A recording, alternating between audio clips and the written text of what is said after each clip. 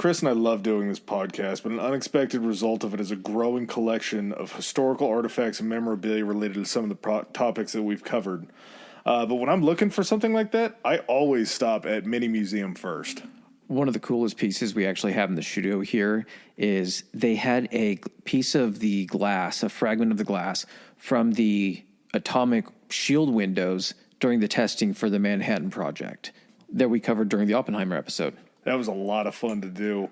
One of my favorites is the piece of samurai sword that we have to kind of commemorate our samurai episode. Man, that was a bloody, bloody episode. I feel like it classes up the studio just a little bit, brings a little sense of nobility to it.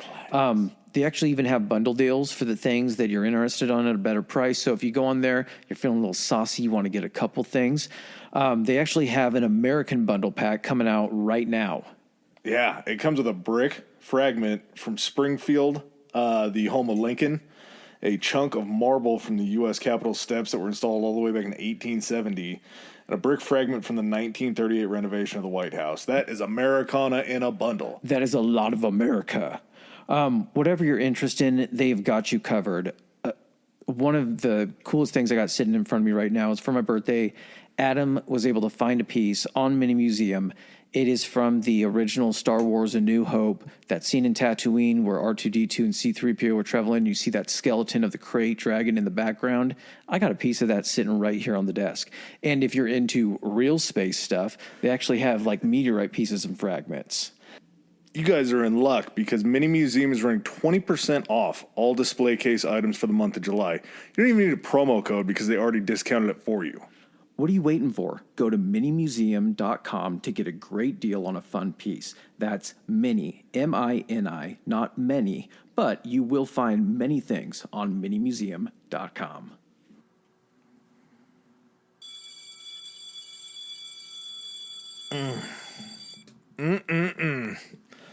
That sweet bell one more time, and then many, many more times after that.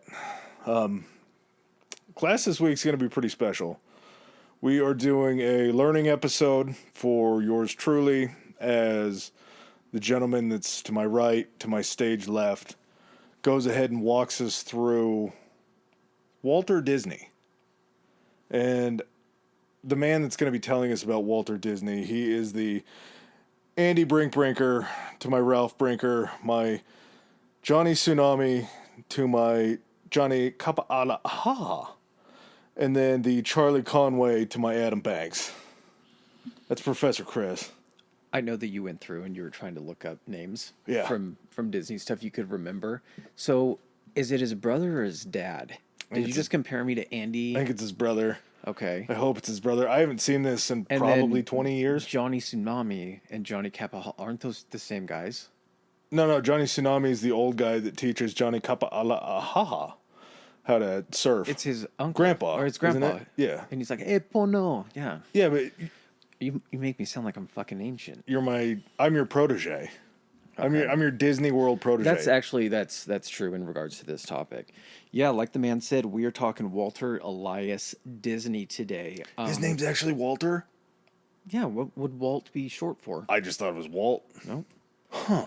So Walter Elias Disney. If you're, like, hey, why are you guys doing the history? It's Walt Disney. No. So as someone who kind of also explores, a podcast that explores pioneers, we just did the Wright brothers. Yeah. So many fucking comparisons to the Wright brothers that I was talking to you about regarding this, just from a standpoint of like, I don't know what people's understanding about Walt Disney was, if he just took something that was already existing and just somehow found a really successful way to do it, or if he helped actually build that from the ground up, and that's why he was so successful at doing it. So we're going to get into that. Not going to go a lot into the conspiracy stuff. It's going to pop up at some point, but there's enough to talk about with just Walt in general throughout his life. Both the good and the bad, that it's going to go ahead and take up the time anyway, but we'll just kind of bat around some of the shit kind of at the end of it. I mean, everything's going to have conspiracies to it. Yeah. And Walt, I think, is kind of rife because he is such a big figure. There are some that have like a basis in it, but then they got built up and had a little additional details on it. And we'll talk about those. But yeah, strap into this Dumbo ride we call a history lesson for Walt Disney.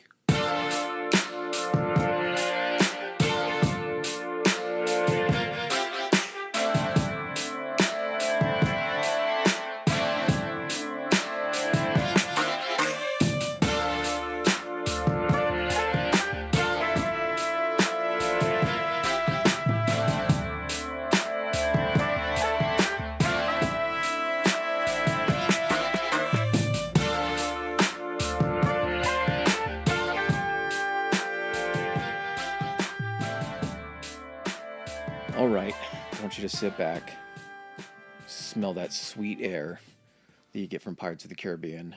Which, have you never been to Disneyland? No. Disney wasn't that big of a deal in my life as a kid. Like, I don't know if it was having a brother that was 8 years older. Yeah. And then just constantly being into the same sports that he was. But I watched... You're always going to skew a little bit older. You were Yeah. probably wanting to go ahead and kind of emulate and watch the stuff that he was watching and be into the stuff that he was doing. Like, we had shit like the 96 dunk contest on VHS. Yeah. So going to like Aladdin, or if even Aladdin was out at that point, that was always a little tougher to make that transition. Because he that makes wasn't ever sense. going to watch that. Oh, yeah, that makes sense. All right, so Walt was born on December 5th, 1901. He was born in Chicago, youngest boy of 5, and he had a younger sister, so he was second youngest kid. Father was Elias, hence the middle name. Mother was Flora. I believe she came from like a kind of a well-to-do family. His dad was more like working class. And she came from like a line of like educators or teachers, so they kind of had that aspect at home, that kind of stability. Also, she like encouraged like the arts, things like that, Yeah. like drawing, things of that nature, which will definitely come in handy. Born 1901 doesn't seem... It's forever ago, but with the amount of Disney shit, you'd feel like it would have to be like a 500-year-old company. Yeah, no kidding. So in 1906, they moved to this place called Marceline, Missouri. And it's going to kind of come back around, but the main street at Disneyland is a designed replica of the main street in Marceline, Missouri. Is it different Disney World?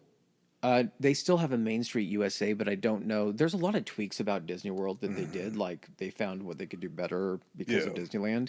But they made them different, but they still had, like, a Frontierland and an Adventureland. It's just kind of a repositioning of stuff and, like, rebranding of certain things. Interesting. I do probably want to make it to Disneyland and Disney World at some point. It's not even that. I just want to go to Universal Studios. But since they're all together, you might as well do the trip. Just go to Orlando. Yeah. I've been to Disneyland, like, as a kid, like, a surprisingly large amount for someone who lives quite a ways away from it. But it's cool because you're seeing the original. Yeah. And you see how everything looked. But all the shit that they put in Florida at Disney World, it's the same stuff that you got there for the most part. And then they got other cool shit because they had a lot of room to branch out. So I would definitely say go to Florida if you're going to do anything. And Orlando is basically set up just to service Disney World and Universal Studios. It does, yeah. And Yeah. then the magic. That's Yeah. about it. They came in later, actually, after that. And they're like, oh, the vacation town can support a basketball team. Awesome. Well, and no shit that Orlando is going to call their basketball team the Magic. That couldn't have anything less to do or anything more to do with Walt Disney. I never made that connection until Really? now. You're a fucking genius. Yeah, It was that their logos makes- were kind of similar at some That's point. true. The font. All right, so he started developing an interest in drawing, and he was actually hired to draw a neighbor's horse. I don't know what you're doing, paying a kid to draw the neighbor's horse and hiring him. I don't know if it was just like a joke, like, oh yeah, we'll give him a couple cents if he draws the neighbor's horse or whatever. But he also started copying like front page cartoons by this guy named Ryan Walker. In 1911, so when he's 10 years old, they moved to Kansas City, and this is where he gets introduced to like the vaudeville type performances, and then also motion pictures. I'm guessing they didn't have a lot of these in Marceline, Missouri. Well, and what if this was? When was this? 1911. 1911. I don't want to sound dumb here when I say this. There probably wasn't a whole lot of movies with sound. No, I don't know if sound had made its way into like live action, Yeah. which were really the only kind of movies at this point. I don't know if they'd made it into there yet. But basically, he was introduced to vaudeville and motion pictures through this guy named Walter Pfeiffer. They were the two Waltz. So when his father would kind of take these weird, like, odd jobs, like apparently you could buy a paper route. You didn't have to own the paper, but the paper was looking to outsource because they didn't have like delivery people, just that they hired themselves. So you could actually buy a paper route. Like an independent contractor for like FedEx. Exactly. So his father purchased 2 paper routes and pretty much made Walt and then his brother start working for him. Basically getting up at 4:30 in the morning to go deliver, and it was 2 different papers. That's how he got the 2 routes. So they would go deliver this one paper at 4:30 in the morning, and then after he got done with school, he would have to get on his bike and go deliver this other paper. Basically, not just your, hey, I'm going to throw it to the front porch, but his father made them get off and like be delivering it to the front porch. And this happened through like snow and shit too. So they were having to walk through snow drifts just to fucking deliver this. So they think this is kind of where he got his work ethic from, was basically being forced to endure this shit from his old man. Did you ever have a paper route growing up? I never had a paper route. I mowed lawns. I think that's kind of where you fall in. The trade-off, yeah. Yeah. We did a paper route. Older brother did, and I think I just went along with him for, like, not getting paid, just like a younger brother, like, oh shit, this is going to be fun. We're going to wake up at 3 o'clock in the morning and go over and pick up papers by 5 and then get them all delivered by 7. I think I might have done it 4 times before I was like, fuck this. This isn't nearly as fun as I thought it was. Like the first time, you're like, oh my God, I'm really, really tired, but nobody else is awake at this point. This is super duper cool. And then you start realizing after that newness wears off that it's like, we got to get these things. Now it's work. Yeah. The work catches up to the newness. Yeah. I got to make sure this shit's on the porch every single time. I'm not waking up tomorrow. Hard pass. So I can see where a work ethic would come out of that.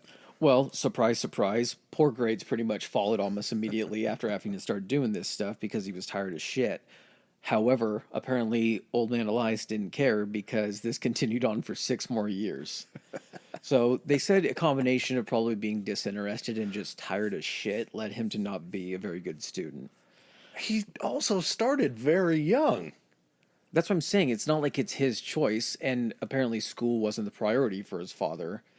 He wasn't really concerned of his kids getting good grades. He just needed a workforce. Paper route by 11, you're smoking cigs and drinking coffee by like 13, right? That's going to actually come back into the picture right. at some point. Yeah, good call on that. While he's there, he actually attends courses at the Kansas City Art Institute and then also takes some courses in cartooning. He always kind of kept this general interest in animation. He said his dad would, when he would, express interest in making it a career, dad, and of course anyone's at this point is going to be like, you're going to draw pictures for a living. like you're going to paint, like painting? No, you're going to draw okay, yeah, that's not a fucking thing. So in 1917, so at this point he's 16, family moved back to Chicago, and he enrolled in high school, and then ends up taking, and again, not very good in high school, kind of the same shit, but was taking night courses at the Chicago Academy of Fine Arts. So despite not really graduating or like getting good grades in high school, he's still going to like take night courses. He knows exactly like what he wants to do, which part of it's like, yeah, but he's not learning anything else. But you got to fucking kind of applaud the guy being like, this shit doesn't interest me. This shit does. And it's not like I'm just blowing everything off. I'm actually going and trying to learn from a higher degree of how to be an artist. Yeah, it's like it was like art trade school. Exactly.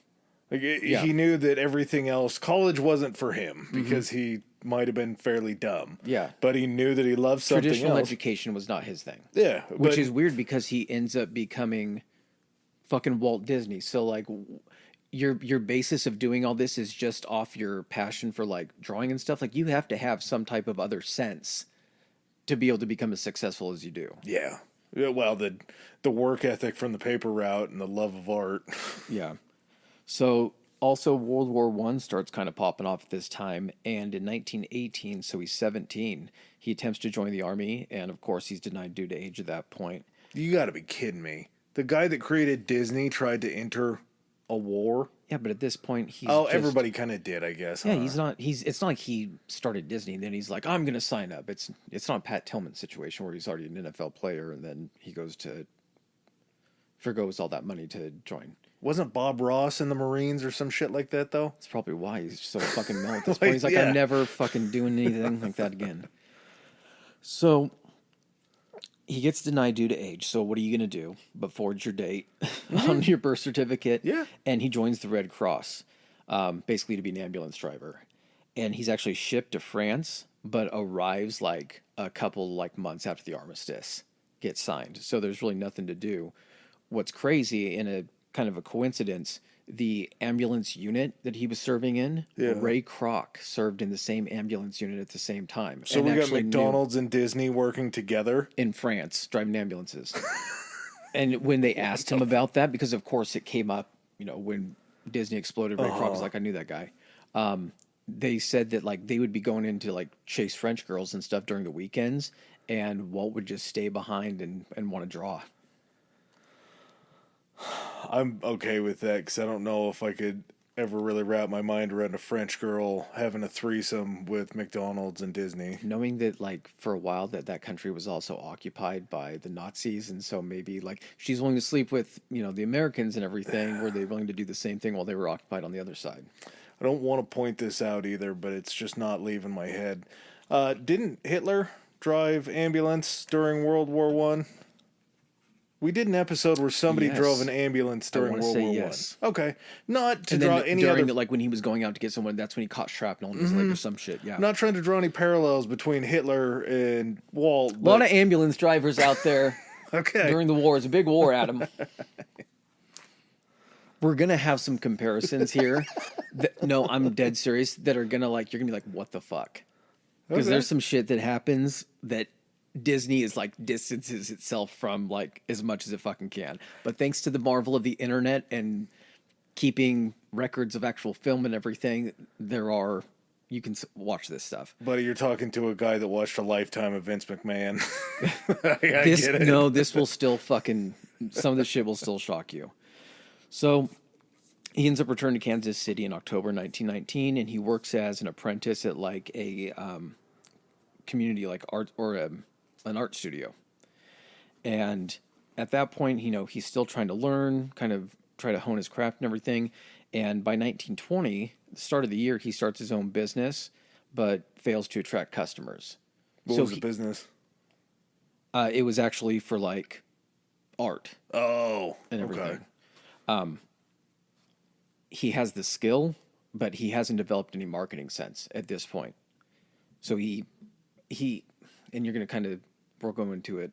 He seems to be the kind of person that can really only be doing certain tasks at one time. He can't spread himself and do 50% of this, 50% of this, and have it be all quality. He has to focus on this thing, and then he has to eventually trade that off and then focus on another thing. Well, every time you put 100% into something, it seems like it turned out pretty cool. So yeah, exactly. Maybe that was part of the greatness of Disney. Mm-hmm. Was 100% on everything. So he goes to work at the Kansas City Film Ad Company, which basically used... This is where he starts to kind of get his first taste of animation. Before, it was just still pictures. He hadn't even thought of flipbook where you draw a person. Mm-hmm. I'm sure he may have done that, but nothing to do with actual animation. So this is his first taste of it. And they were using cutout animation, which is basically paper versions of stop motion. So instead of clay, you're basically just shooting down. When they shoot animation, just to lay this out, nowadays, of course, it's all done on computer and everything, and you're looking at a screen. I'm so happy you're doing this because I have so many questions about this. When they used to do animation, the camera would be essentially on a rig pointing straight down, and they would be doing everything on a table that was in the camera frame. Mm-hmm. And with cutout animation, it was just different shapes, or you were moving the pieces of paper, and doing little motions at a time. And then you would kind of maybe move scenery, move it ahead in the scenery, and it was just fragments, just like super fast motion, like stop motion with clay. Yeah. So he actually begins experimenting at home. He gets a camera and a book on animation, and he starts to kind of like figure out ways to do this, and comes across this thing called cell animation. And cell animation is basically where you take celluloid, which is the clear stuff. If anyone is old enough to remember projectors in fucking high school, fucking props to you people. But the old school projectors where you would take the clear sheets that held the writing and it would project up. So with cell animation, what you could do is you could keep the same background, and instead of having to change everything around, you could literally just move the cell and just draw in different cells and then drop them down. So you could draw the whole thing and then just change the cells, and take pictures of each of those. So it was much faster. And they really didn't kind of think that this was going to be the future. And he basically decided to use this cell animation that he had decided was better and opens another new business. So even after the first failed one, he decides to do this again. And his client was basically this thing called the Newman Theater. And theaters in those days, before the features, you would have little mini shorts in front of the movies like we have previews today. It would be like, if anyone's seen like any show like Let's All Go to the Movies, and it had the dancing hot dog and shit, except you would have these mini cartoons, like a 3-minute Bugs Bunny cartoon or some shit like that. Bugs Bunny wasn't around at this point. But I think that's where most cartoons came from, right? Yes. That's probably where all cartoons came from, was they started in a theater as a short before. There was no TV. Yeah. You had to see shit in the theater. And then when you got a TV, you're like, well, what do we put on here? Exactly. So because he was working for the Newman Theater, he starts designing these little shorts, animation shorts for him, and they call them Newman's Laughograms. And basically the first 6 of them were modernized fairy tales. So you can already see where the fucking seeds of Disney are going to be planted by him looking into these modernized fairy tales and doing his, first 6 laughograms after him. So they become popular enough that they basically open a studio. The guy, that owned the Newman Theater was like, hey, let's go ahead and do like an animation department, and started Laughogram Studios, but hired too many people, couldn't keep up with the business as far as like the demand. They couldn't get enough clients on to actually support it, and the company goes bankrupt in 1923. That was quick. Yeah. So during this time, Walt had actually started to try to do this weird animation / hybrid live action. And we've seen it nowadays. I'm trying to think, Who Framed Roger Rabbit? There was a movie called Cool World, I remember. Do you remember that one? No. It was supposed to be like the adult version of Roger Rabbit, where like it was Luke Perry, I think, and it was like a sexy like cartoon chick, and he got pulled into like an animated world. I remember I convinced my mom to rent it for me because she thought it was going to be like a Roger Rabbit situation. Isn't this just Who Framed Roger Rabbit? It is, but it's more of like an adult version, like a sexy version of it. Was Who Framed Roger Rabbit not a sexy... I mean, Jessica, but when you think about who voiced Jessica and you think about what she looks now, like Kathleen Turner, rough. Yeah. Yeah. It was a more adult Roger Rabbit. You couldn't even show it to a kid. Okay. Because 5 minutes into it, my mom looked over my shoulder and saw what he was doing and was like, nope, this isn't what, and I never got to see, and I've never watched the rest of it to this day. Do you think it would transport you back to being... I'd probably get 5 minutes into it and be like, I shouldn't be watching this. Just some weird guilt would kick in. So, like what they did with Space Jam. There you go. Okay. Exactly. Before we get too far off of this is my questions. Okay. So, with the way that he would do that with kind of the cellulose frames or whatever they were, and then he would take a picture of each one of those, did those all have to be hand-drawn? Oh, yeah. So, if you have something... Because I don't know how long or how many frames it would take for like a minute of filming. But if it's like 800 frames, do you have to sit there and draw the same picture just a little bit different 800 times? You're going to find how long it takes to do this when it originally comes out versus how long... I still think even today, we don't have an appreciation for what it takes to make animation. No. How can you draw the same picture that many times in a row? Just I know, like moving a hand? It's their job, and I think there's easier ways to do it now, but when it's first started out, when we talk about the length of time these movies are in production, originally, it's pretty staggering. Without special effects or anything like that, like just purely animation, it's pretty bonkers. Well, and not to mention, you also have to have a team of artists. So everybody has to have a uniform way to draw the character every single time. Yeah. That's crazy. Yep. Okay. So Laughogram Studios goes under. Disney starts this hybrid animation live action Alice in Wonderland that he's trying to work on here. It's not out yet. He's just been working on it to try to get this thing to work. He's trying to drum up money and basically finds that like the opportunity is no longer here for him in Kansas City, and wants to actually end up going to Hollywood. Now, the animation hub at this point, or where it had the biggest, I guess the biggest market, was actually New York. Really? Yeah. Well, now that you say that, no wonder his studio went ass up if he was trying to create a shorts videogram So in Kansas City. yeah, but the thing, yeah, so you're only getting in as much business because it's regional. Yeah, Still at that time, exactly. you're not doing anything national at this point. And so if you're going to succeed, you need to have a bigger customer base that's able to use your stuff right then and there. Well, a more concentrated customer base, too. Well, he didn't even have the money to get out there. And this is the creepiest thing. He would actually go to wealthy people and offer to like make videos of their kids. Like to film videos of their kids for money. And enough people wanted this service because this was before perverts, apparently. This was in a time before sex offenders, apparently. That they were just like, yeah, totally, film our kids. And it's not like they could make copies because it wasn't that hard. So like people maybe just knew like this is the original. This guy can't masturbate to this because we own it. Wait a second. Wireframe's 98 and 102 missing. Yeah, exactly. So he ends up getting enough money, and in July 1923, he's 21 years old. He moves to Hollywood. His brother Roy, who ends up being his partner in kind of the whole thing, is 8 years his senior. So Roy was actually in Hollywood recovering from the old TB, tuberculosis. That everybody must have had. Exactly. And ends up going there and moving in with Roy.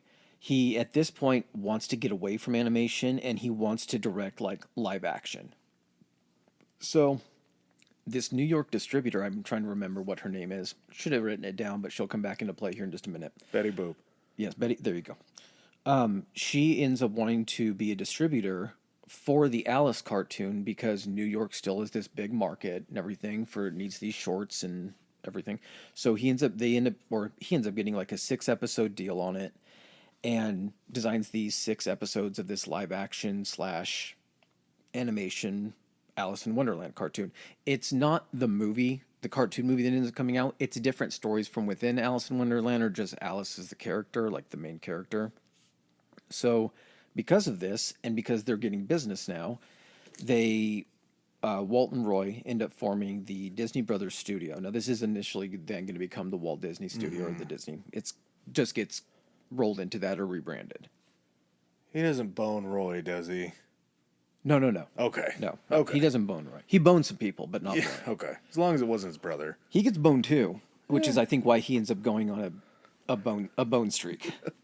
So in early 1925, he hires this artist named Lillian Bounds. She was an ink artist, and they end up marrying by July of that same year in Lewiston, Idaho.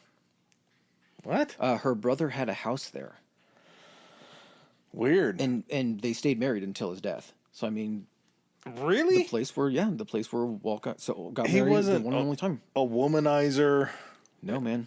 Really? I mean, not that I heard about. He's just a one-woman man, huh? Guess so. Good for him. Yeah, good for Walt. So the Alice series ran until July of 1927. And at that point, Walt kind of went the other direction. He's like, fuck, I'm enough of live action. I just want to go straight to animation. I'm sick of working. He probably was like, I'm sick of working with people. Yeah. I just want to be able to go ahead and draw. So he ends up wanting to go 100% animation. And Walt and this guy named, this is a pretty crazy name, UB, Iwerks, Iwerks. And I heard it pronounced several times. So Iwerks. He had actually met Oob further back when he was actually working in Kansas City, and they had developed a friendship and kind of, they were both artists. Yeah. And so when he went out to Hollywood and kind of started getting some additional business, he brought Oob out with him. So Walt and Oob create this character called Oswald the Lucky Rabbit. Go ahead and pull up while I'm talking an image of Oswald the Lucky Rabbit, and you're going to see exactly how this morphs into Mickey. Why it has to morph into Mickey, we're going to get to that. Oswald the Lucky Rabbit. Yes. Not Monkey Rabbit. So Universal Pictures was around at that time, and they were going to distribute it. So they were hiring the Walt Disney Company, because he doesn't have his own studio, it's just an animation studio, to actually design this, and Universal will distribute it. It's the same guy. He's just got longer ears. There you go. So how he got connected up with Universal was that lady in New York that was going to be the distributor for the Alice cartoons. Her husband actually then takes over and is this guy named Charles Mintz. He's a producer. So Oswald the Lucky Rabbit was kind of not just from an animation perspective, but from a character perspective. Apparently, before this, animation was just animals with no personality. They were just animals. Is this where the Ann in animation comes in? Or the Annie? What do you mean? Like animals, animation? No, because to animate something is to make it move. Like you reanimate something. Yeah. Like you reanimate a dead body. Like in Frankenstein, it brings it back. So those words were, around before Yeah. what this was. I think so. Okay. So they're making money for Universal with Oswald the Lucky Rabbit, and he stands out because he has personality. They're designing him with personality traits and an actual character. Yeah. And people like the traits. It humanizes them. They've developed a short character to something. A character that's actually doing something. Yeah. Yeah. And so Walt's like, well, we're making money off of this. And so he's like, we should be making more money. So he goes to Charles Mintz and is basically like, hey, we're making more money. We're not feeling like we're getting our share of what we're doing here.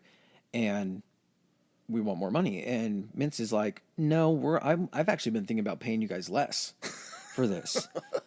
And he's like, what do you mean? He's like, well, why am I paying you when you have this company of animators? So instead, Mintz is like, I'm not going to pay you more. I'm just going to hire away all your animators, and we're going to continue making Oswald the Lucky Rabbit because you designed that for us, and we own the rights to Oswald the Lucky Rabbit. And all of your animators that have been drawing all of this, they're just going to come over and keep drawing it. I don't need you anymore. So It's shitty, but I feel like that's his mistake. You have to trademark Oswald or something like that before you shop it around. I don't know if he shopped it or he designed it for Universal in like preparation for their contract. Like they were like, design us something, and he designed that for them. Okay. And so they have the rights to it. So he that's couldn't how I had to copyright have it. been. Yeah. Okay. So everyone except iWorks ends up leaving him. So it's just him and Oob. And there's a couple different ways that the story of Mickey Mouse coming along. Some are that, on the way back from New York in this meeting where he found out that all his animators have been stolen, he came up with the idea of Mickey Mouse. The other idea is that he worked with Oob, and I think this one is much more believable, that he worked with Oob in trying to describe the character and looking for inspiration. And he's like, well, I used to have a pet mouse, and designing this together because Oob is essentially the one that brings Mickey's image to what we know. And he basically took an image that Walt drew, an animation that Walt drew, and he's like, I'm going to make this simpler for us to be able to animate it and for it to just look better. And so basically the comparison, or like what they say, is that Oob designed Mickey, but Walt was Mickey's soul. Walt was who gave it, because Walt voiced Mickey when he first came out. Why can I not put a voice to Mickey? Ha-ha! Hi there, Mickey Mouse here. Oh, Welcome yeah. to Mickey's Okay. Clubhouse. Yeah. Come That's on right. inside. And I've heard Mickey a lot because Mickey's Mouse Clubhouse was on for many, many, many months in my house. Recently. More recently than it should have been? No. Although, like, I wouldn't be surprised if it pops up. Like, he jumps around and goes back to, like, Yeah. certain shows and everything. But this wasn't, we're not talking 35 years ago. We're talking the very recent past. Yes, due to my child. Did you ever watch it when you were a kid? No. Like the Mickey Mouse Club or anything like No, that? Mickey Mouse Clubhouse is a cartoon about Mickey Mouse's clubhouse that he lives in, and he hangs out with all of his friends. Okay. The Mickey Mouse Clubhouse, the Mickey Mouse Club was the one with like all of the kids. The actual Timberlake, kids. Spears, Yes. Aguilera. Okay. So they're not still like doing the kid like I don't know. I haven't watched live Disney. I've just like It's movies.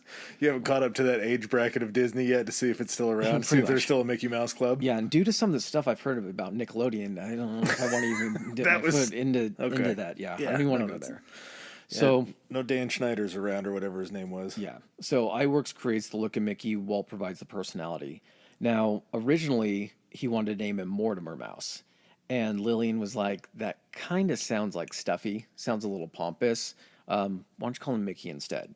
So Mickey Mouse is born. Perfect name for it. Well, now, but like when you're just thinking up a name, it could have been fucking anything. Mickey over Mortimer, though? Mortimer, yeah. Mortimer sounds like he deals with dead bodies, whereas Mickey sounds like a fun. Are you trying to say Mortimer Mortician? Is that where you're Pretty making close, the connection? yeah. Okay. Mort the Mortician. Well, Mickey didn't instantly come out of the gate, and everyone was like, "Fucking Mickey, woo!" So, first movie he was in was a movie called Plane Crazy, like Airplane, where he's piloting. Now, here's the thing: these were all silent. They didn't have music or anything like that. They might have had Walt doing like maybe a voice, but they didn't have music to them. And if you've ever watched a cartoon without music, it's shaped to the cartoon. It's not the cartoons that's shaped to the music. It's shaped for rises and falls. Like trying to listen to a movie nowadays without a score in it, it loses so much of its emotional weight. So adding sound to this and like music was a huge deal. Well, it's perfect examples. Tom and Jerry. Yeah. Tom and Jerry, there's no talking during the entire thing, but you know when things are ramping up because of the soundtrack or the score that goes with it. Exactly. So, first two movies, Plane Crazy, and then the second one, The Galloping Gaucho, they failed to hit. No. Yeah. Who would have known? That's why I've never fucking heard of them. Well, the third one, Steamboat Willie. Okay, And this is where everybody this comes in. has heard of Steamboat Willie. Now, Steamboat Willie was the first one that uses synchronized sound that was created in the first like post production. So basically what I'm saying is while they're sitting there animating it, there's not like music being played so they can record everything at the same time. This is basically them doing the animation and then in post production doing the music to the animation. So this was the first time this had ever been done. If you think about it, everything is now done this way where things are added in post-production. Yeah. So it kind of pioneers this. And it was like an actual band playing along with the... Or could have been playing a record next to it or something and trying to have the sound play. That seems tough. Yeah. So he uses this thing for the sound called the Powers Cinephone recording system. And it was basically designed by this guy named Pat Powers. Sounds like a fucking wrestling manager name, doesn't it? So Pat Powers decides that he's going to go and be the one to distribute Steamboat Willie. Now, Steamboat Willie comes out. People are like, what the fuck is this? It's a cartoon with fucking music to it. And people lose their minds. So popularity of Disney is rising. Well, they're like, well, instead of now going out and having to... We know how to do the sound now. We know we can start adding music to all of our movies. Why are we going to go out and keep having people design music and trying to find this music? They end up hiring this composer named Carl Stalling. So they already see that, like, we're bringing this in-house. We're going to go and produce all of our own music, too. In 1929, there's this thing called the skeleton dance. I know you've probably seen it because it's shown up in pretty much... It's just a thing in pop culture and in media. It's a old cartoon, but it's the one where the skeletons are like doing like the jig and dancing, and it's black and white. So that was one of Disney's first like full sound ones aside from Steamboat Willie. It was 100% animated by iWorks, and what's so crazy about it is of the amount of motion during this thing. Like if you have a chance to look it up during our break, and then you can make a comment on it later. Well, what was it called? The skeleton dance. Skeleton dance. You might know this, and so I might not need to look this up. What's the runtime On these, like, little cartoons? Yeah. A few minutes. So- Usually they said these shorts were, like, between 5 and 6 minutes. I mean, that's a lot to animate. Yeah, well, Even 5 and that's- 6 minutes. 6 minutes, yep. You're going to see the jump to 6 minutes to full-length features. And it's very quick that this happens, and that's what kind of, like, blows everything out of the water. It's just like... Now it's not the little thing before the movie. Yeah. Now it's the movie. So this again like draws a lot of people's attention. They're like, this is fucking crazy because the music was composed by Carl and it went together just perfectly. at this point, Walt and Roy, they're in business together. Walt's kind of still doing the animation stuff. I think Roy was more of like the business-minded guy, contracts, things like that. They weren't feeling the love from Pat, who was still doing the distribution of all of this stuff, and basically kind of thought that, well, I know this stuff is becoming a lot more popular, and we're still making the same amount of money. So we're not getting what our share, what our contract of their revenue is of what we agreed upon. So Powers is basically like, no, not going to go and pay you guys anymore. And in the exact same series of events, he's like, I'll just, Oob was the one that's been designing a lot of this stuff and drawing and animating at this point, basically hires away iWorks. Oob finally leaves Walt. No loyalty. He stayed with him the first time, but I think at this point too, Oob had kind of felt like he was in Walt's shadow, because if you look at, when you like pull that up to look at the Skeleton Dance or Steamboat Willie, it's Walt Disney's Steamboat Willie. It's Walt Disney's Skeleton Dance. And of course, Oob will be down there, but he's never going to be the main guy. And because he's been doing this, he's like, I'll start working for Pat, and then I can do my own thing and I'll be just as big. Well, Oob, unfortunately, I didn't know your name before this happened, and I feel bad that I didn't, because you are owed credit for this kind of stuff, especially early on. Well, Carl looks at this and he's like, "Fuck." Carl's the composer, and he's like, "Well, fuck, if Oob's not doing this, and Oob was kind of the guy doing all of the animation, I'm fucking out of here too." And he ends up resigning. Oh, well, due to this. Also, I believe they had a miscarriage, him and, what was her name? Lillian? Yes. Yeah, him and Lillian have a miscarriage, so the combination of that kind of stuff basically just like, he has a nervous breakdown, he cracks. And what do you do when you crack? You pull the Teddy Roosevelt before Teddy Roosevelt pulls it. You go to Cuba. Oh, I thought you were going to say he went to the mountains, but no, Cuba. When did Teddy do all this? Did Teddy do this in... He might have done it had to have been after World War I and before he was president. No, because he went down and took vacations. Oh, was it that then when he went to Cuba? I'm trying to think, because he saw Lincoln when he was... He was a Rough Rider, wasn't he, down in Cuba?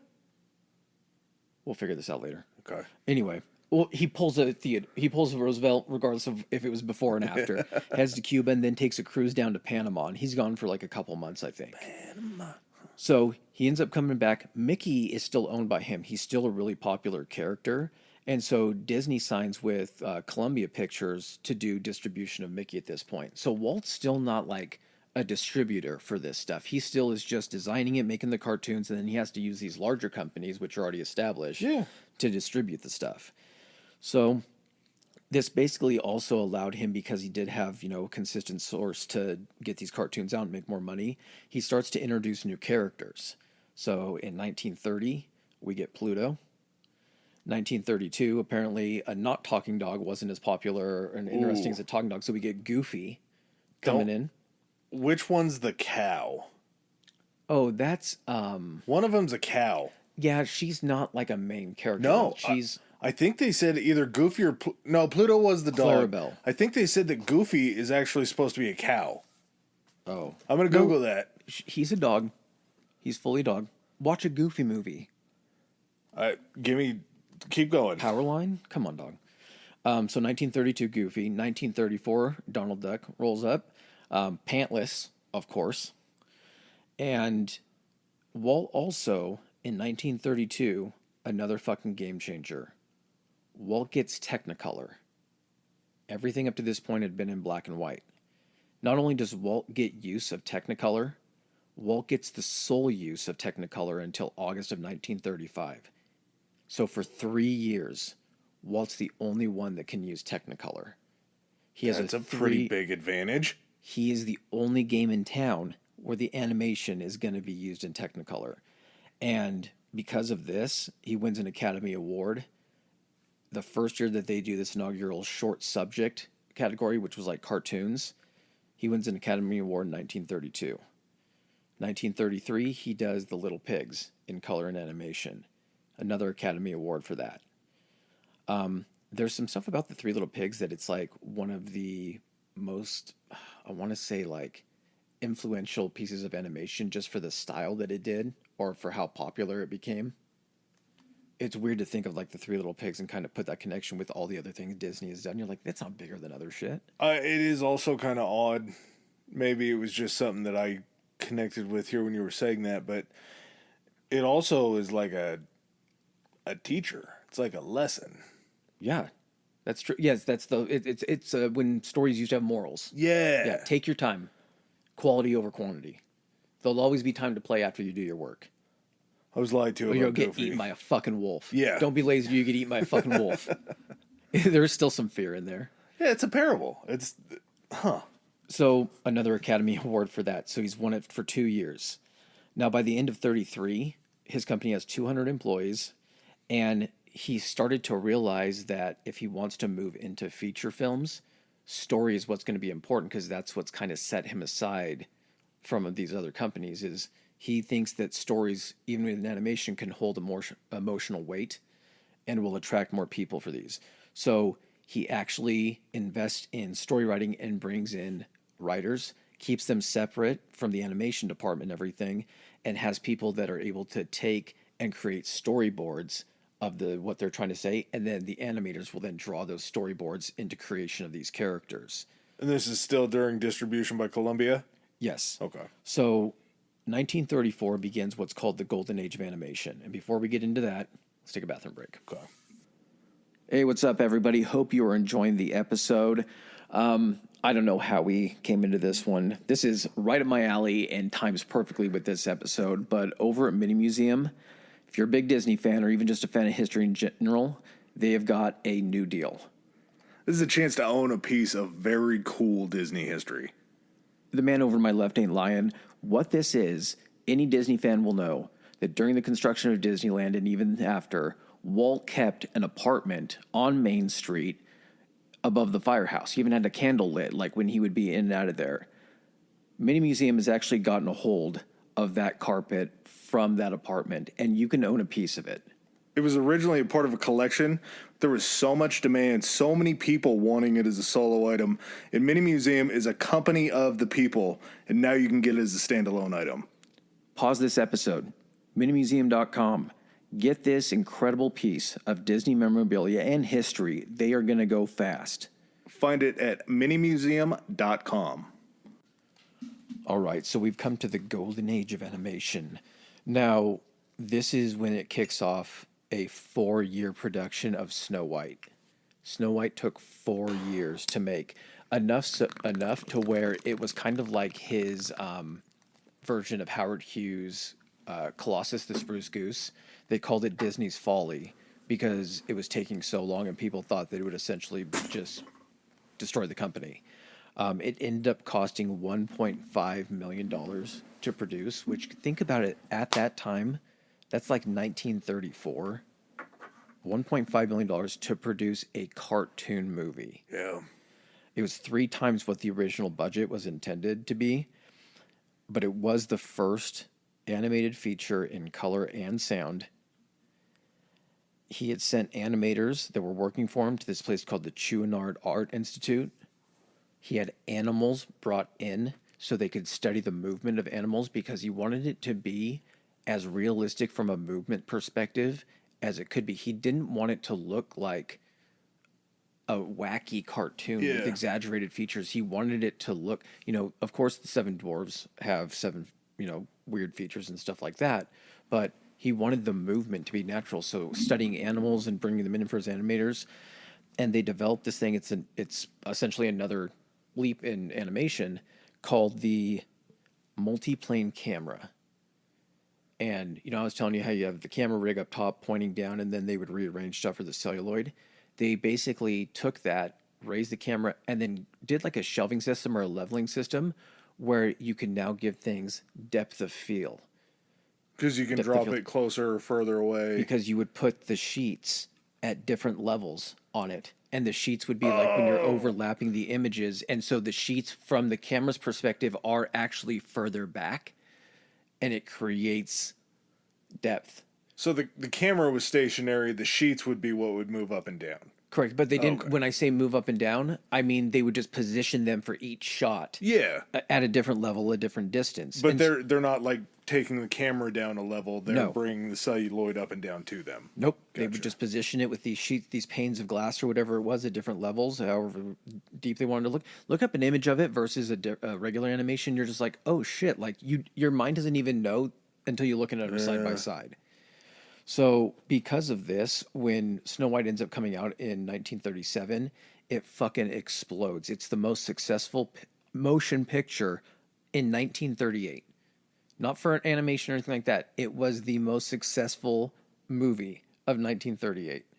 I'm not trying to shit on this, but how many movies do you think came out in 1938? Buddy, it doesn't matter how many came out in 1938 when you're thinking about, like, people are forgoing seeing a movie with their favorite movie stars and everything. Like, you know, the guys that were like movie stars that did like the World War II service, like the token service and everything, like those wasn't like Cary Grant and guys like that, Humphrey Bogart, but this, instead of seeing movies with them, they're actually want to watch this movie, kind of movie that no one's ever seen before. That's just crazy. Like, it's the first time like an animated sound picture like that comes out, and it explodes. Well, when was this? 1937. So that would make that the greatest generation. So Yes. everybody coming up from World War One. So we don't have the baby boom yet. Greatest generation is the generation that fought World War II. So what was the silent generation? Is that what they call the ones out of I think so. World War One? I thought that was the Vietnam generation. Maybe. There's a lot of generations. There's a lot of generations. But I wonder if that had something to do with the fact that you get a little bit of a family boom after World War One. Oh, yeah. And so it's not just you and your honey going out to the movies, it's your family going out to the movies, whereas a Humphrey Bogart picture might be a little too highbrow for kids. and not entertain a kid. Yeah. You can take a kid to a cartoon and it's like, Yeah. holy shit, not only are you amazed by this, but that kid's mind is blown. So by May of 39, it had made $6.5 million. And at that point, it was the most successful sound film to date. And they made their money back, right? Oh, yeah, definitely. He was given an honorary Academy Award, which was basically, and I don't know why he got an honorary one, because maybe he didn't direct it, he produced it, like Walt Disney produced it. But because it was so successful, they gave him just like an honorary award that was a regular size one, and then 7 minis of the Academy Award with it for Snow White and the Seven Dwarfs. Oh, gotcha. Yeah. So because of this, they crank into production of the next one, early 38. That's when Pinocchio started production, and Fantasia was the same year. Like, thinking about the time frame, 1938, like Pinocchio was a movie that I watched as a kid. And to me, watching that, because, there were other Disney movies, but I never would have thought, like, fuck, this movie's like 50 years old. Did we watch like reanimated versions, or was that always the original? They might have been a little cleaned up as far as, but that's still technology from the 80s. Yeah. Trying to clean up that. They didn't really do a lot of like re-releases. And like from the Disney vault, like it's been enhanced and everything until they were able to do stuff on computers and do the enhancement that way. It's true, yeah. But just thinking about like Fantasia, man, like Mickey, like controlling the household shit and the waves and the wizard's hat and all that kind of stuff. Dun dun dun. I have no idea. Fantasia is like the one Disney movie where if you ask me to describe what it is, I can't give you. You can't. I don't even know. I know Mickey is controlling the mop and broom and all that stuff, and he's wearing the red robe and the blue hat. But like Pinocchio, there's enough social cue in that for me to be like, yeah, that's the Geppetto, all that kind of stuff. If you ask me, because you learn lessons from that. Your nose is going to grow like Pinocchio. That's something that you just. But does Fantasia happen on a train? No, it's a weird conglomerations of different stories or something like that, I think. Anyway, it doesn't hit because they're released in 1940 and neither perform well. Oh, really? Well, they also were not getting any money from Europe. So for something to be successful, it wasn't just because of the war going on in Europe. So basically, because they'd also sunk money into production at this point, the studio was fucking in trouble. So enough so to where the privately owned company up until then, they basically did a public stock offering for the company. So the company went public at that point, even as far back as that. Yeah, well, IPO always raises funds. So. I know, but here's the shitty part. Despite doing that, Walt pretty much just fucking slashed salaries, like heavily slashed salaries. Like, not like, hey guys, here's an option. I can either fire some people or, you know, we're trying to work this thing out. It was like, all you're going to continue to work, but I'm cutting your pay by a hefty fucking amount. So there were some, you know, biographers and people that knew him and everything. They kind of think that after he got fucked over the second time by that Pat Powers guy, that it pretty much changed how he was doing business, because he realized maybe what it would take. He didn't have to become that guy, but I think in his head he thought he had to become that guy to do that. So he ends up doing these enough, fucking around with his animators enough that it leads to the 1941 animator strike. And this got to the point where the government had to come in and mediate for them, and they were going to win. The animators were. And Walt was basically like, I'm going to go on a sailing trip for a week. And he left knowing that he would be gone at the time that they made the settlement that wasn't going to be in his favor. Because he was like, I got to give them what they want, because without these animators, I can't fucking make these movies. Yeah. So it ends up getting resolved, thankfully, in favor of the fucking animators that are doing all of the goddamn work. And this had actually kind of put a halt to the production of Dumbo. And so Dumbo ends up releasing in October of 1941 and is a fucking, like, huge hit. So do you think that the loss of Pixar and Oob, like... Pixar. What was the other guy's name? Pixar's the company. Okay. The other... Ooh, iWorks. It's... yeah. It was the same guy. Sorry, iWorks. Do you think... Like, losing iWorks was the first one to go, you think, or was, right? He wasn't the first one. He got, remember, all of it. Oob stayed with him the first time, all the animators. And then iWorks finally took off. Yeah. So it kept happening to him and he kept getting burned. But do you think the fact that he was able to rebound and to kind of take a different approach and become successful again, and then take a different approach once he loses Oob and be successful again? And it's like he starts to ratchet it up. And then when it comes time to, like, well, I have to pay these animators, he's like... Someone else will come along, I'll work it out again. It'll work out in my favor again. I'll rebound again. But at a certain point, because volume, and he's already stepped away kind of from the animation aspect when all these other people are doing it, he realizes, he's like, I overplayed my hand. I don't have the kind of power that I think I have, so I got to fucking try to make nice. I could replace Oob with 10 guys. I can't replace the 1,000 animators I lost with 2,000 other animators, because there's just not that kind of a market.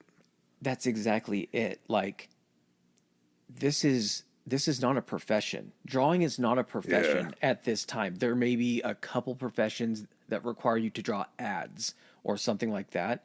Artists cannot do this professionally really for a living. And so, like, you get people who, if you have an opportunity to hire people, everyone who can draw or animate and then you get your cream of the crop and pick. And then the next company that decides to do an animation department, they get their, you know, pick of whatever's left over.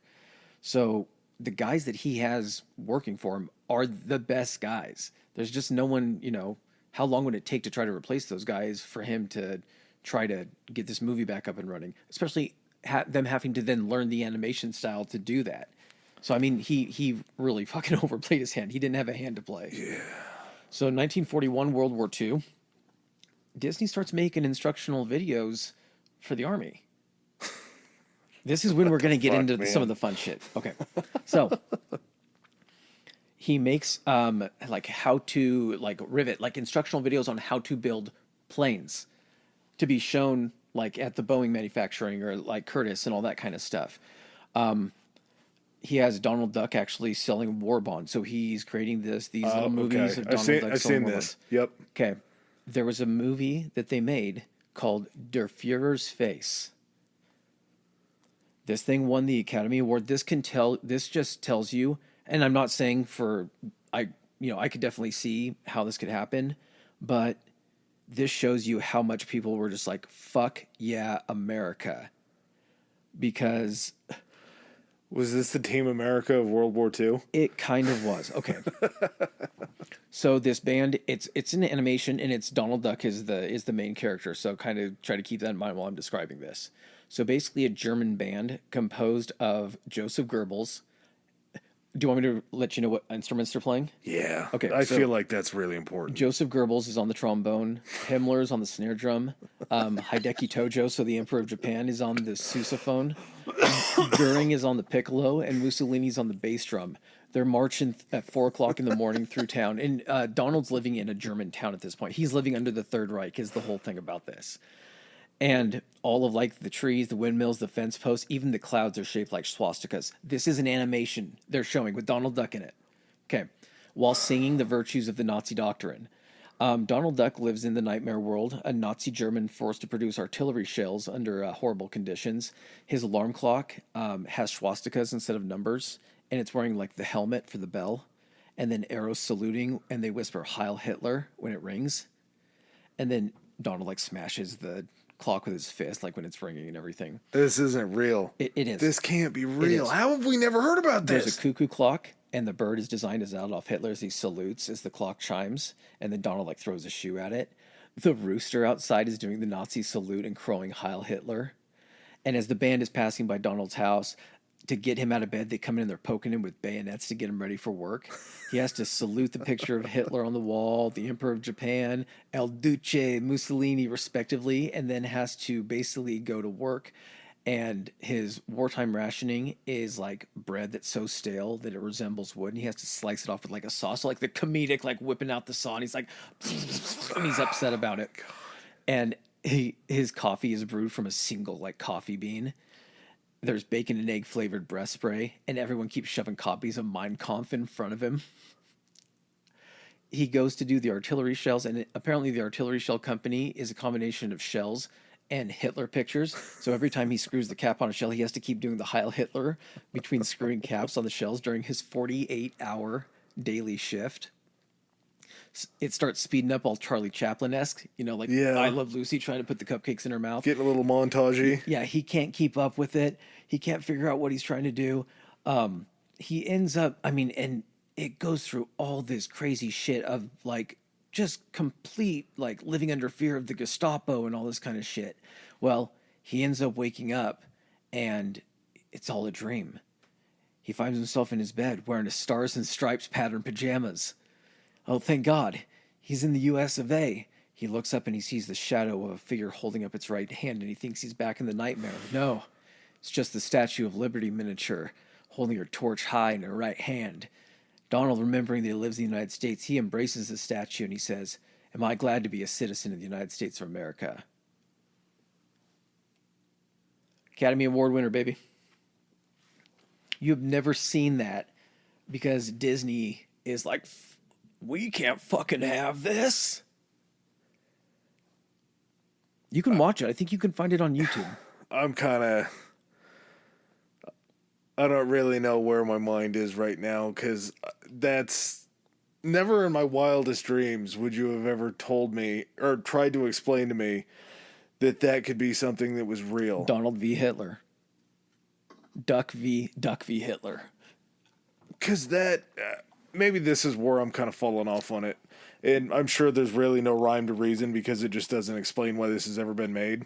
But cartoons now kind of feel like they're for children. Like there's certain animated things that I still love and that I'll never give up. Now they're meant for, there's a lot that are meant for adults, and there's different styles of animation, or different like just age range, But I feel like maybe it was just growing up, I kind of got away from some cartoons.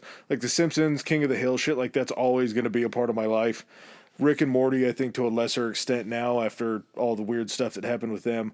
But I'm always going to love some form of animation. Mm-hmm. But animation now, I feel like it's like a 90-10 split. There's 10% animation for adults, Bob's Burgers, things like that. Yeah, but then like 90% of animation's like Bluey and things for children. Yeah. So to think that would have ever been made in cartoon form with Hitler and everybody else is like, that's nuts. But back then, they were reaching every audience that they could. It wasn't just a child's thing. Patriotism was just, it was everything at that point. Everyone was rallying. The other thing, too, is, man, if you think about it, really didn't know how long the war was going to go on. And had it been a prolonged war and it would have been longer than they anticipated, you're basically seeing kids watch this that might be 10, 11, 12 years old, and they're like, fuck yeah, Donald, fuck Hitler. Yeah. And then if this war's still going on 6 years later, that's kids 17, 18 years old. And all of a sudden he's like, I remember Donald Duck hated fucking Hitler. I'm going to go fight the Nazis.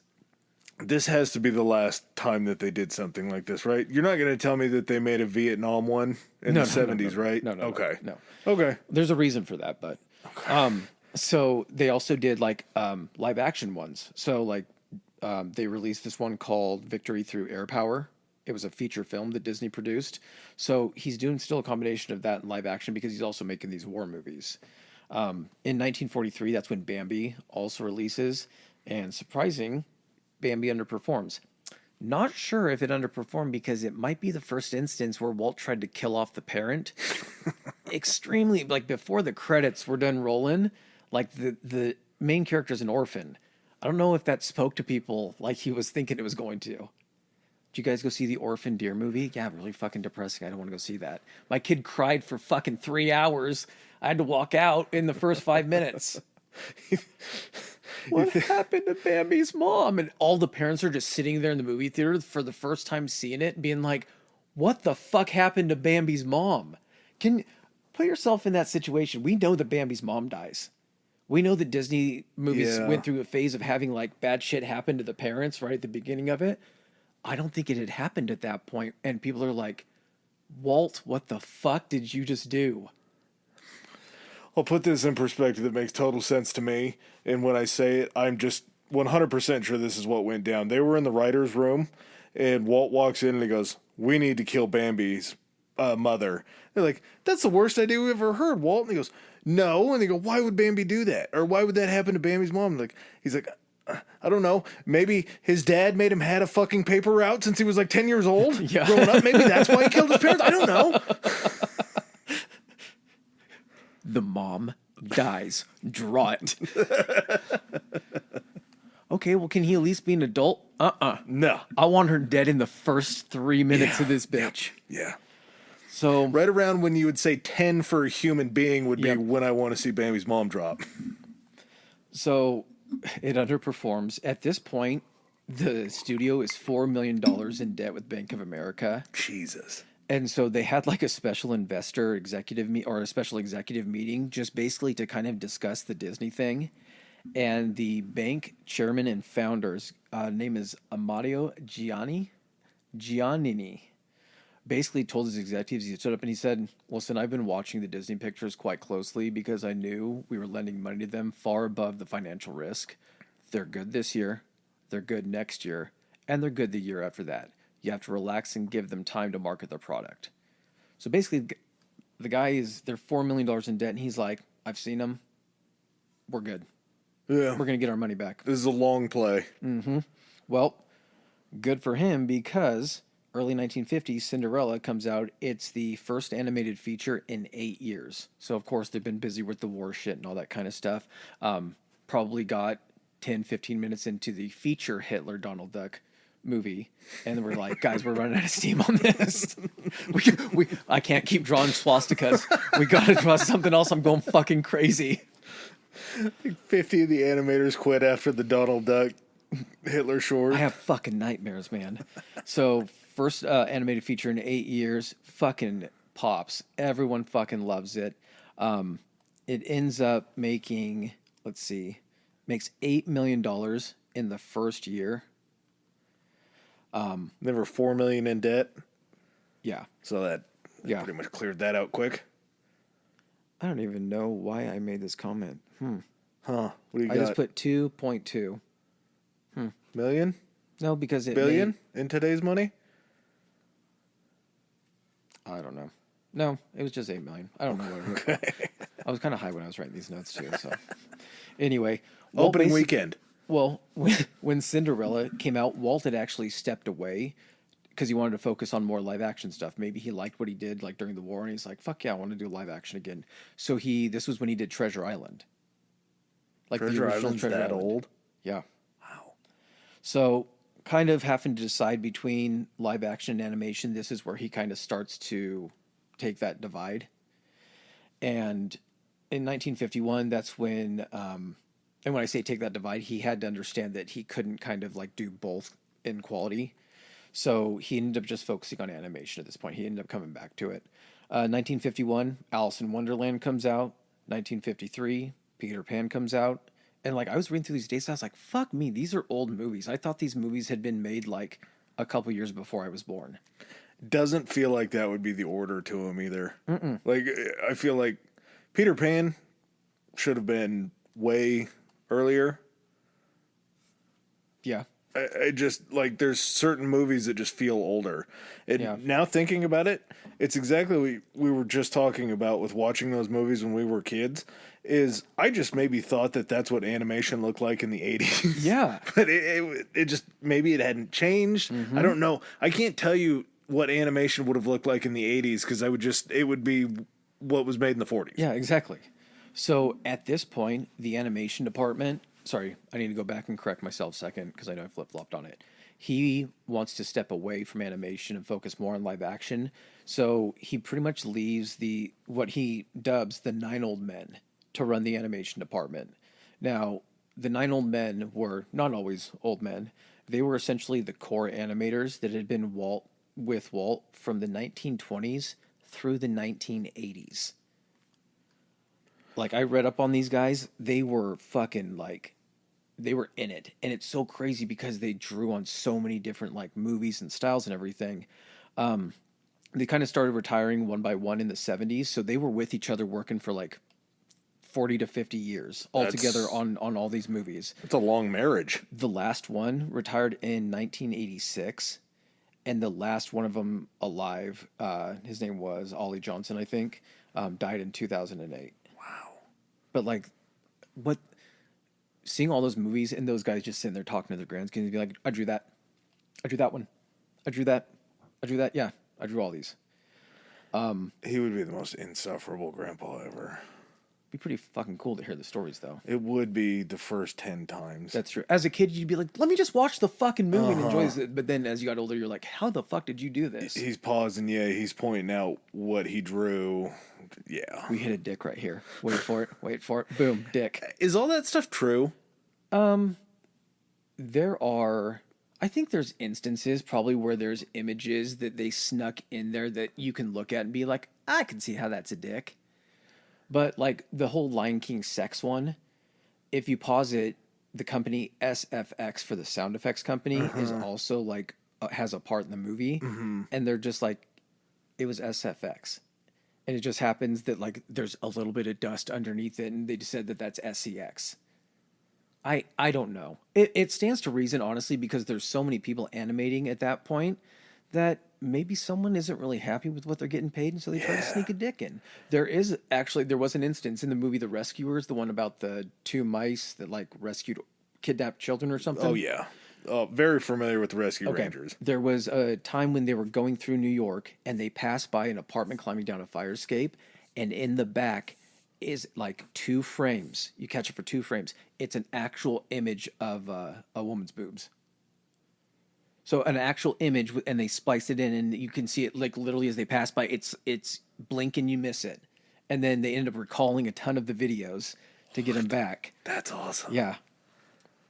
So I mean, you put out that many movies and shit, dude, you're gonna find a dick or 2 hidden in there. I love it though.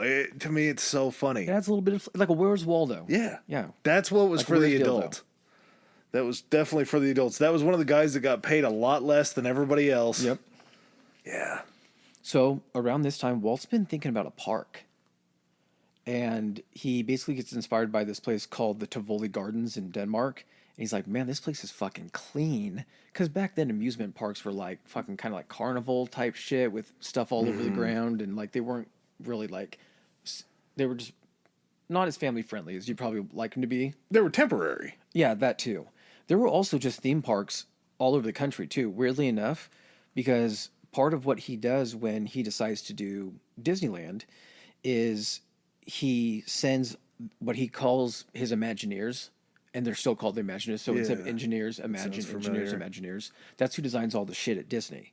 He sends them to basically visit all of the other theme parks in the United States. He's like, find out what works, find out what doesn't work. We'll bring it all together, and we'll go ahead and just make it to where it has the best of everything.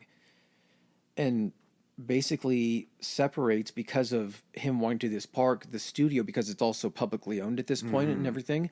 He has investors or share owners, and they're like, yeah, we don't really know about this. So he had to separate and form basically another company called, I think it was Walt Disney Imagineering, and separate it from being able to use the funds and shit from the studio, because all of that had to been, approved of and that shit by investors. He had to create a private company to do his own dealings. Yeah. So they found a site that was kind of near the studio, and it didn't have near enough room. So they actually found the spot in Anaheim, and it's like 35 miles, I think, south of the studio. Brought in designers, artists, and everything to create miniatures and layouts of the park and do all this kind of stuff. Paid them himself. He's like, well, this is my thing. And then if it, makes money and everything like that, it's my money and I can do with it as I want. So ends up designing the park kind of in different phases. I think the original layout of the park was Main Street, USA, designed after that town in Kansas or in Missouri. It was Tomorrowland, Fantasyland, Adventureland, Frontierland. I think those were the ones. And I mean, it wasn't huge. When you look at the original Disneyland, it's not that big comparatively to what you see today, and then also like Disney World and everything. Did they purchase all the land at once, or did they have to go through? They purchased that lot of land, and then this is a stupid trivia fact. But, no, I love this. Okay, this is why I asked, because I knew you'd know. Disneyland before California Adventure was there, and when I went there as a kid, all of that was parking lot, and so you basically parked in the Dumbo lot, or you parked in the Winnie the Pooh lot, and it was just the largest fucking parking lot you've ever seen in your entire life. And then it was Disneyland right there. When they decided to do California Adventure, because as soon as Disneyland started kind of construction and being built, all these developers started buying up lots around it to do hotels and everything. Makes total sense. But Walt was also building a hotel at Disneyland, and he was just like, fuck these guys, god damn it, I should have bought up all this other land so these guys couldn't have fucking bought all this. But he only, because he was funding it also himself, he couldn't buy up everything. Yeah. So that's why they had to have the parking right there. Well, as soon as they realized that this can kind of serve to our advantage, because now we have all these other rooms that people, and they're still coming to our parks because now they have a place to stay. When they wanted to design California Adventure, they took that entire parking lot and it got turned into a whole nother amusement park. Jesus. So what do they do about parking now? They've bought lots off-site. They have a huge shuttle service. Oh, there's satellite lots. And there's so many hotels around it and everything, most of the guests just walk to it. Oh, I didn't think about that. Yeah. Okay. And they still have, they've been able to kind of, as they've gotten more money, buy people out from lots next to it and kind of design those as backlot storage. The Grand California Hotel is on a big piece of that where California Adventure is. But he ends up getting a loan to actually build the park after he, does his little sales pitch thing and shows them kind of what he's thinking about. Construction on it starts in July of 54. He's like, we're opening July 55. They built this entire fucking park in a year. So he sold the rights to the actual opening of the park to ABC so they could broadcast it. 70 million TV viewers watched just the grand opening of Disneyland. After a month of it being open, they also said before that, they said that the original amount of people that were supposed to get in the park was 14,000 initially, but counterfeit tickets were fucking crazy. And the park ended up getting 28,000 people in it the first day. Stuff had been completed so fucking recently, Adam, that the blacktop was not even hard enough, and it heated during the day and was sticking to people's shoes because it was so hot. Paint was still drying on trash cans and everything. They were painting up until the point when it was supposed to be opening. Give me the footage on the trash cans, because this is one of my favorite goofy Disney facts too. Isn't there something about how Walt wanted the park designed in such a way that somebody couldn't walk more than 16 feet between trash cans? They did research on the average number of steps someone would take until they dropped a piece of garbage they were carrying. He then put the trash cans right inside that. And I'm not shitting you. There is a trash can always within, like, you can turn around and be like, trash can, trash can. It's fucking amazing. It's so fucking clean because of it, man. Yeah. Well, and it's something that you would never, ever think of. But that was just how Walt's mind worked. He was talking, one of the things that kept coming up when they were like doing interviews with people that he worked with is people were always telling him, hey, we can try to save money by cutting corners and doing it this way. It's, it'll look just a little bit different, but it's going to save us a ton.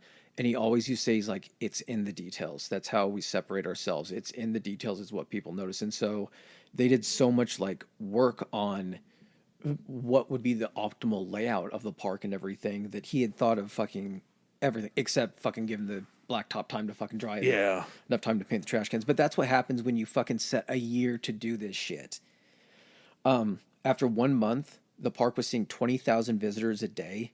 And by the end of the first year, it had seen 3.6 million guests.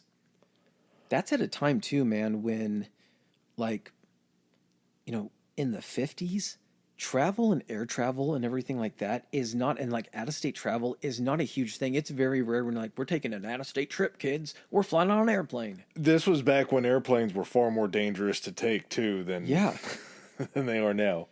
So, and because of this, partnership with ABC and because of how many viewers they had, they end up coming to an agreement with ABC to create basically like Disney TV. And it was a show on ABC, and it was basically called Walt Disney's Disneyland. And it would be kind of like what we know is like a variety show, different like Disney cartoons, and maybe showing you like some of the rides and like some footage about how stuff is made and all that kind of stuff. But this show, when it was on, had over a 50% viewership share. When the show was on, more than 50% of people watching TV were watching that show. Not to get your numbers, I just found this very interesting. I don't know why this stuff always fascinates me. The IPO, so the initial purchase offer for Walt Disney Company, 1957. The shares sold at $13.88 a share. Goldman Sachs must have been his bank because they were the co-leader on the IPO. Today, those shares are closing at $103.91. What were they purchased at? They were purchased at $13.88 a share. So almost 10 times your money back had you purchased an initial share from the IPO. So if you sunk $50,000 in there, you would have made $450,000 in profit at this point almost. Like, I'm sure there has to still be people around that are like original Disney shareholders, right? Like there has to be stocks that probably families have purchased and just never traded out of their portfolios. No, and they're probably making money off them, and that's why they're never trading them in or doing anything like that. They're getting dividends, they're getting paid out on them. That to me is, I don't know why, but just to think of the stock price, $13.88 sounds pretty expensive. There's got to be people that are Disney families that's just what they're making their nut off of. Is they got in, and they're like, fuck, we don't have to really do anything. $13.88 sounds pretty expensive for a stock in 1957. It is. It does. So they started out at a pretty high valuation. That's why I asked. I was like, did he say cents before that, or was it dollars too? Mickey Mouse Club starts to come out at this time. Wasn't the one that we were aware of with Justin Timberlake and Britney Spears and all those people. Also, weirdly enough, they did a Davy Crockett series, so it was a live action, like the life and times of Davy Crockett. It was a series. I have memories of this. The song sold 10 million records, and because it was so fucking popular, they started just a record company. So they had like Disney Recording or Disney Records. Is that Davy Crockett, King of the West Frontier song? Yeah, Davy Crockett, King of the Wild Frontier. Yeah, something like that. I think that's what it is. 1955, he's still doing these things. Walt has a fascination with the future, kind of like this weird like sense of like trying to design a utopia and like reaching for like the stars and like exploration. So 55, they developed a series that's called Man in Space.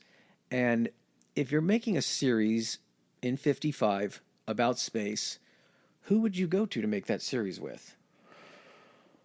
Well, not NASA. No. Yes. And who was involved after World War II with NASA? Oh, we're not getting into paperclip territory, are we? He makes it with Werner von Braun. God damn it. Werner von Braun was in this Disney series. And you can still go back and watch it. That motherfucker. Huh. So, we are going to the moon. I seen your Donald Duck cartoon and I was not entertained. But at the same time, do you ever think that Walt was talking to? He's like, so, what was it like working under Hitler? You got to imagine that came up at a certain point. Was he a cool guy? Did he like to crack jokes? Do you think he saw the Donald Duck movie? Mm-hmm. Do you think he was mad? Did he ever mention the Donald Duck movie at all to you? No? Okay. Because I got to tell you, for as much as we had to sell that, some of his ideas weren't the craziest thing I've ever heard. So they're just, aside from working with the former Nazi, Lady and the Tramp comes out in 55, Sleeping Beauty's out in 59, 101 Dalmatian comes out in 1961, Sword in the Stone in 63, Mary Poppins comes out in 64, and in 65,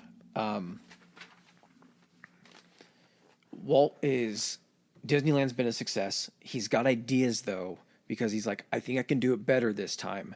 And he had this thing where he was thinking about, he's like, how often do people from the East Coast like get over here to see Disneyland? Like, he's like, there's an insane untapped market, especially along the East Coast with as many people. So he's like, and I want a shit ton of land. I don't want any of these fuckers around me building the hotels and taking my money. So he looks for a spot and he finds a spot in Orlando. The amount of property he purchased in Orlando was twice the size of Manhattan. He basically bought Orlando. Yeah. I think that sounds big to compare it to Manhattan, but Manhattan's not on a real big piece of land. It's not, but just like to own that piece of land in Orlando. Yeah. Is crazy. So with Disney World, you know Epcot, right? Yes. So Epcot was Walt's idea, a serious idea of a city of the future. He was going to design like a Jetsons style, except not in the fucking clouds, but like a utopian city where it would be really clean. Everybody would like work for the betterment of everyone else. There would be public transportation and rail systems instead of vehicles and everything. And he was basically going to use it as a test and see, we can develop this and then everybody can live like this. Well, during the development of this, and Epcot stands for Experimental Prototype Community of Tomorrow. That's what Epcot actually stands for. That's a pretty cool name. Yeah. Huh. So as they're doing this, in 1966, he starts to kind of like find his way back because he's been doing a lot of like the business end stuff, and he's the face of Disney now and everything. He loves working with the park. The park is responsible for like 20 or 30% of the revenue that Disney is getting at this point too. Yeah, I'm sure it's probably still I know, but think about there. The park compared to all your movies and everything that had this wide distribution. But like the fact the park is cranking out just like is a testament to like, that's a fucking hit. Like, let's do it again. So, but he starts to kind of steer himself back into involvement like in the studio films, and that's when Jungle Book ends up coming out. And we've had a conversation about Jungle Book and King Louie and everything. May have been a typecast or a stereotypical casting, but the guy fucking killed it, and I can't imagine King Louie any other way than that. Yeah, he was good. I mean, again, there's things that people... We were talking about this just kind of before this episode. If you watch something for enjoyment without any meaning, like you would as a child, and you see certain things, your innocent mind doesn't really put two and two together. But there does come a time when either somebody's explained something to you or you figured it out on your own, that when you see something like the way that King Louie is portrayed as opposed to all the other characters that are in the jungle, like, huh, it's interesting that we would have made those choices. But Baloo is not like the stuffy English. Baloo's like the stoner of the jungle. Yeah. He just wants to fucking smoke and eat honey. Mm-hmm. So there's some interesting character things that you see with Walt and his companies that, I mean... I'm not denying it. Yeah. I'm not denying it. Well, all good things must come to an end. And throughout his life, kind of coming back to it, Walt smoked unfiltered cigs heavily. Attaboy. Walt was always smoking, and he had smoked like a pipe from even a younger age. And November 1966, he ends up getting diagnosed with lung cancer. They put him on this thing called cobalt therapy, and I was like, the fuck is cobalt therapy? They injected him with cobalt? No. Cobalt therapy was basically early form radiation therapy, and it used gamma rays. The same shit that made the fucking Hulk they were using to bombard Walt Disney's body to try to fight his cancer. Stanley I'm sure Stanley did some research, and he's like, hey, can you tell me all the types of radiation that are out there? And they're like, microwaves, gamma rays, all this kind of stuff. He's like, gamma sounds fucking cool. I'm using gamma rays for the Hulk. Okay. Well, unfortunately, early forms of radiation really didn't work, and because Walt smoked so heavily, I'm sure the cancer was quite aggressive. But November 30th, he was taken to the hospital via ambulance, and on December 5th, died of circulatory collapse. Jeez. So, I mean, happened pretty fucking fast. What age? 65. Did a shit ton. Yeah. And here's the thing, too, is like, everybody knows fucking Disney. I heard a statistic, and they were talking about more than 90%, I think they might have said more than 95% of people in the world know who Mickey Mouse is or have heard of Mickey Mouse. And that got me thinking, because there's different religions that don't like center on Jesus Christ. Do you think more people know Mickey Mouse than Jesus Christ? Yeah. Yeah. Partially because I don't think that Jesus... Oh, God. I have a feeling if I finish this sentence... Just finish it. I want to hear where you're going with this, actually. I don't know if Jesus translates into Eastern religions. Like, I don't think the Buddhists got Jesus in their book. No. I don't think Tao people have Jesus in their book. Mickey doesn't tell you what you should and shouldn't be doing. Mickey just entertains you. He's a good time. Yep. I don't think there's a Hindi Jesus. Like, it just doesn't... I don't know. It's got to be... But Mickey's there. Mickey's in every single one of those. And he's your buddy. Mickey more popular than Jesus. Yeah. I'm good with that. That seems like a win for Walt for sure. But, I mean, again, people are always complicated. I'm not saying, and it's obvious in certain ways that Walt wasn't the greatest person. I do think he balanced it well and everything. And I think the negative aspects about Walt Disney are even more prevalent when you're just like, really? That guy? Like, that guy was an asshole, but... everyone's human, and the guy got fucked over enough in previous endeavors that I just don't think he felt like he wanted to go through it a third time, and so he kind of took it out on the people that were probably in his corner. Yeah. Or were definitely in his corner. But just the impact from a standpoint of, like, fuck, animation is fucking everywhere. It's fucking, I love it. Mm-hmm. Like, so many fucking good, even adult, like, cartoons and shit like that.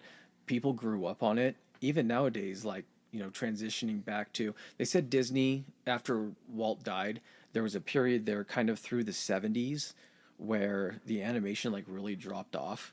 Yeah. And all the way up until I think they said The Little Mermaid was like this renaissance of like Disney animation when they went to go put resources back in it and kind of bring it back. Uh-huh. But just even the styles of animation that translated over into like other companies, the companies that have come out of Disney, like fucking Pixar, being its own thing, that have their own just list of bangers. Pixar might be my favorite part of Disney. I think Pixar puts stuff in for adults. Yeah, that's what Pixar does. Is they're like, listen, guys, we know you're gonna have to watch these movies, and we know you're gonna have to watch these movies a lot. We're gonna go ahead and add in some stuff for you. We're going to try to make it bearable. We're going to get voice actors that you guys know that you can be like, is that fucking Tom Hanks? Yeah. Talking out of that cowboy puppet? There's going to be a bunch of little shit. That one I'll fight back with. I don't think it would have mattered if Tom Hanks was in Toy Story or not. Woody?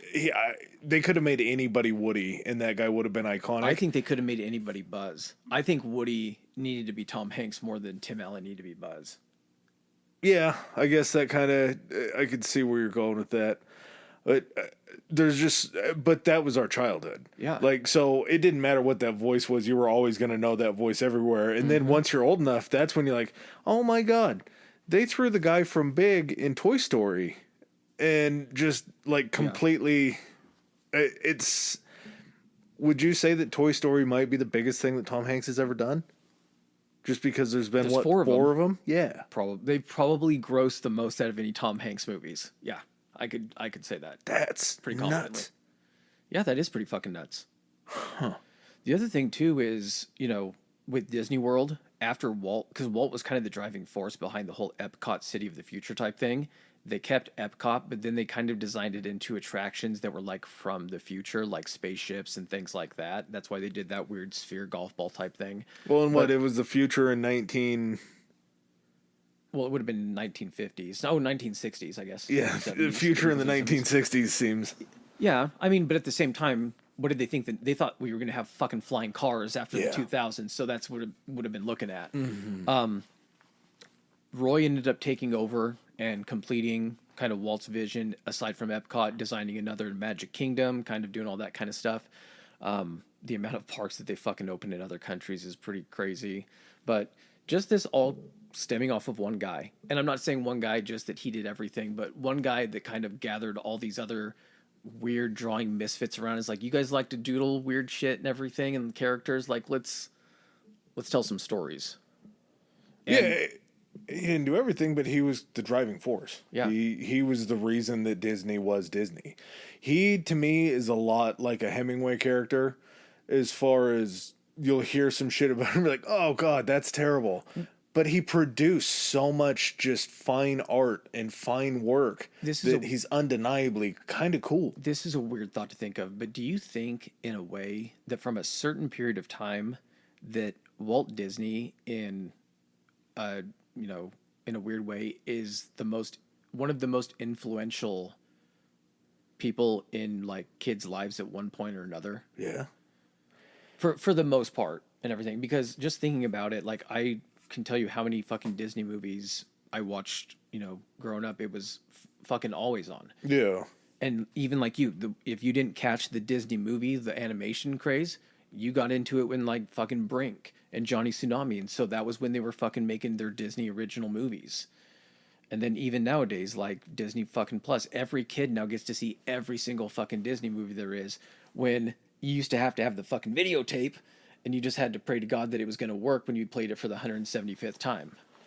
Looking through 1980s animation, we were talking about it, I realized that I didn't necessarily miss Disney.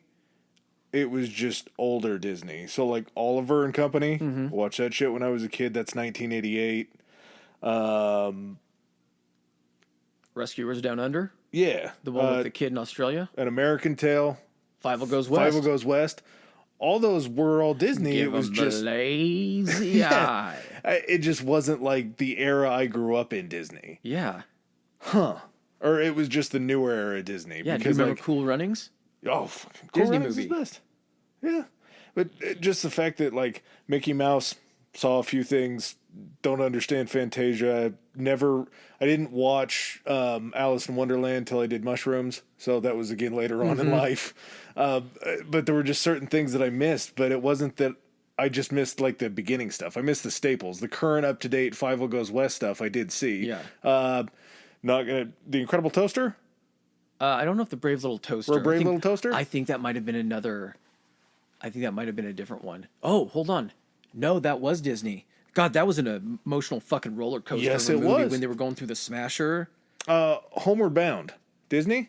I think so. Homeward Bound hit home very, very hard for me. Like, there's so much of those things that maybe that's it. Maybe I didn't not catch Disney. I just caught different Disney, or like current Disney. Is this thing Disney? Brave Little Toaster? Oh, it is. It definitely. Oh, Homeward Bound definitely is. Yeah. God, when Shadow comes over, and then as an adult, you're like, oh man, that dog's only got like 6 months left to live. It still makes you cry though. Oh fuck yeah! It doesn't matter. Those are those ages or those movies that'll Angels always in the get you. fucking outfield. Yeah. Yes. And Angels in the End Zone. Christopher Lloyd in those was fucking incredible. Mm-hmm. There's always a good story that comes out of that kind of stuff. Yeah, so I caught Disney. Okay. It was just not traditional Disney. There you go. Air Bud, probably, yeah? Yeah. Okay. That was, oh yeah. That was in there. I just had to watch Air Bud, and the kids saw it. And then of course, as soon as it's over, they put every other fucking earbud underneath it. And I'm an earbud 1 guy. Everything else is the drop off in quality of these earbud movies. You've never seen anything like it. It falls off. It's like going off the continental shelf. And him wanting to be like, ooh, can we start the next one? I'm like, let's not do that. Let's keep it going. I don't want your earbud. It's like watching Teen Wolf and then watching Teen Wolf 2 and being like, why? Yeah. Why did you do this? Yeah. The bad clown guy was a good enough foil for earbud. We don't need anything else. Yeah. Dunstan checks in. That had to have been Disney, right? The monkey that lives in the hotel? Oh, I know Dunstan checks in.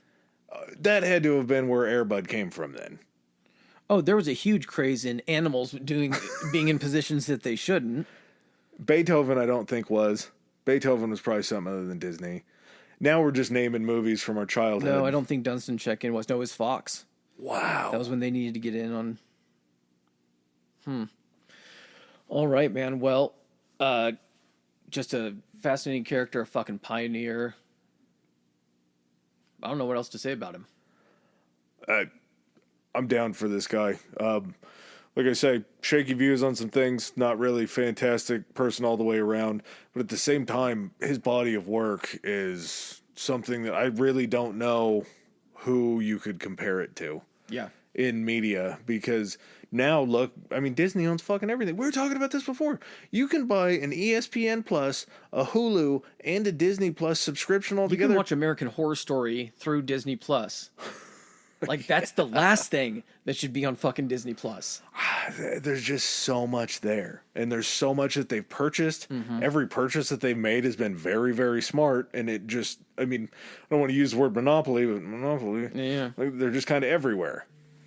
So the fact that all stemmed from one guy that had the go power is nothing short of amazing. All right, guys. Well, thanks for joining us on another episode. We'll catch you on the next one. Peace. All right, ladies and gentlemen, thanks for joining us for another episode. If you like what you heard, hit that subscribe and like button. Follow us. If you didn't like what you heard, still hit that anyway, because we'll probably cover something in the future that you do like. Please follow us on our social media. Adam, hit them with it. Our Instagram is historically high pod, historically high pod, and we are on Twitter at historically high. That's historically HI. All right. And if you guys want to send in any feedback, suggestions, hit us up on those two, or you can even do it on Gmail. It's historicallyhighpodcast@gmail.com. Thanks again. Peace.